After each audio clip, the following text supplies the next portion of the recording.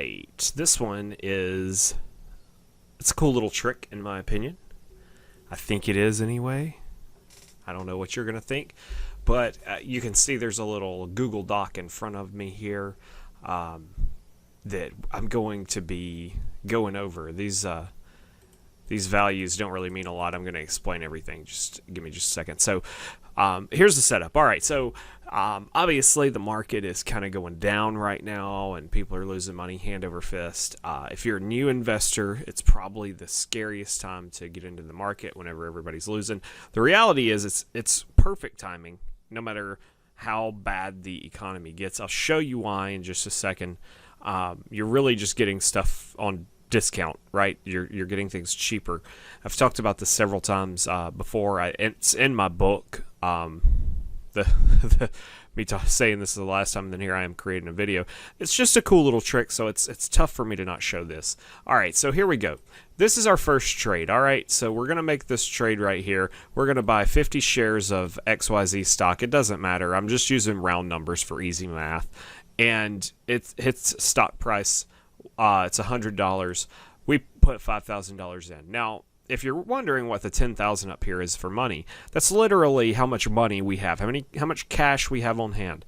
Now, the dollar amount in this, it's really irrelevant. It could be $5,000. It could be, $10,000 or whatever. It doesn't matter. The math is still the math. I'm using these big round numbers, so the math is easy. Okay. So now the stock price dips to 90. What do? Most people get scared. They get nervous initially whenever a stock price dips. But since we didn't go and invest all $10,000, we only invested $5,000. We still have $5,000 remaining, right? So we're going to actually go in here. We're going to invest a little bit more money here. We're going to go and buy some more stock here. That's going to bump it down to...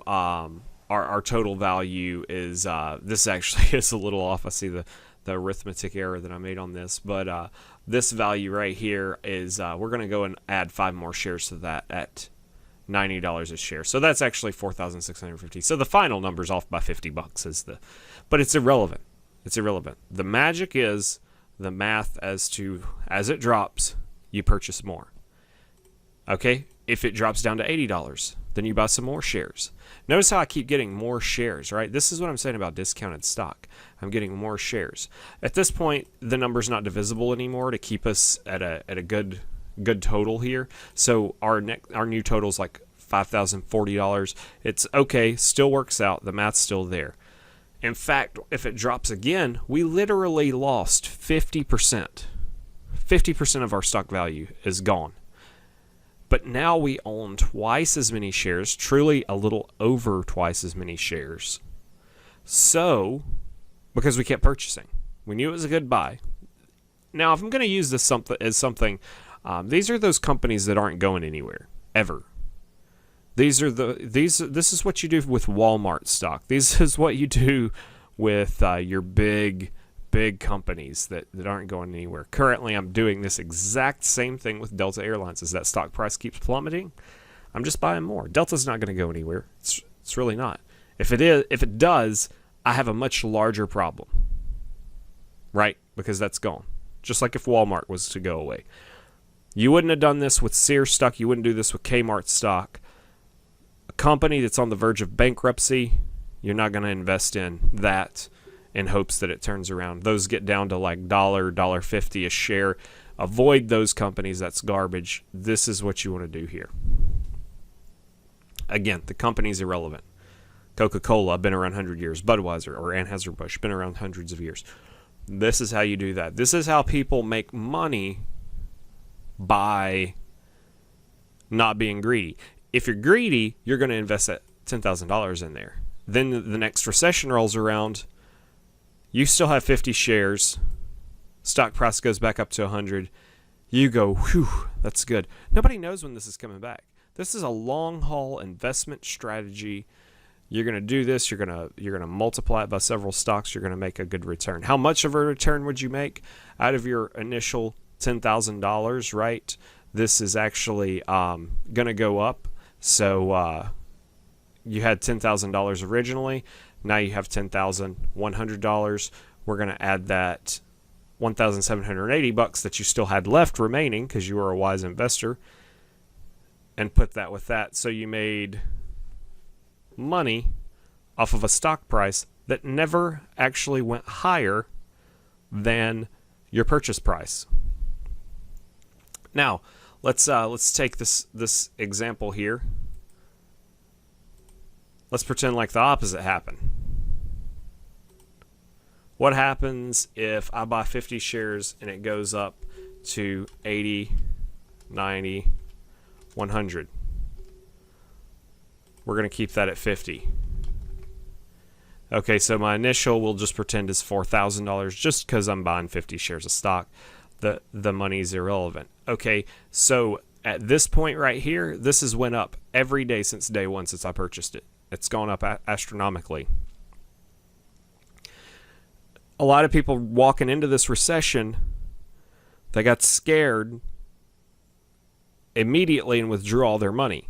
The reason that they did that was because they were not setting themselves up for success. I have $4,000. I've made $1,000. This is worth $100. So if I just take this to 10 and I withdraw my original $4,000 over here, I've still got that. I can add this to the 6,000, right? That makes that. And now I've got $1,000 worth of stock that I truly didn't purchase. I didn't pay a dime for it. This is the same methodology that dividend reinvestors use. You're getting that stock for free. You don't touch the dividend stock. You withdraw your stock, your initial value. You keep it at the same dollar amount that you had. Those dividends grow, and that's what makes you rich. Then you go out and you wait to find this buy right here. That's what you do. So you keep that money. Now you've got your $10,000.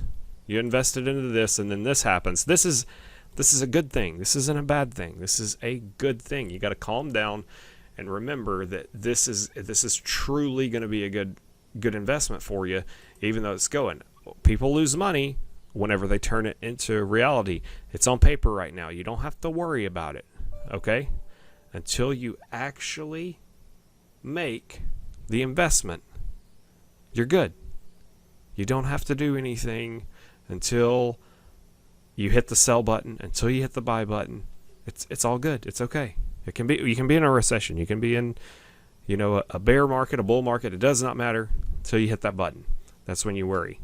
No speculation until you've hit that button. But yeah, again, I named a couple of picks in stock. I told you I own shares in that company just as an FYI, just so if I would profit if you bought shares in that company. That's my point. I have to use that disclaimer to let you guys know that. But yeah, this same thing, it works everywhere. Works everywhere. You don't have to use my advice and say, "Oh, Andrew told me I'm going to make a lot of money." No, it's just a simple strategy. Now, some people get more technical in it. They get the math involved and they think, "Oh, I gotta, be exact. If this went down to, $98, how much do I have to buy? I need to buy one more share." No, you don't really have to do that. The goal is not to keep your bank account at exactly your total value at exactly $5,000, waiting for the uptick to go over that. It's not the purpose of it. The purpose is to just always keep investing, right? If you believe that this is a good buy here, then it's a great buy here. That's all I'm saying. Thanks for watching. Like, subscribe.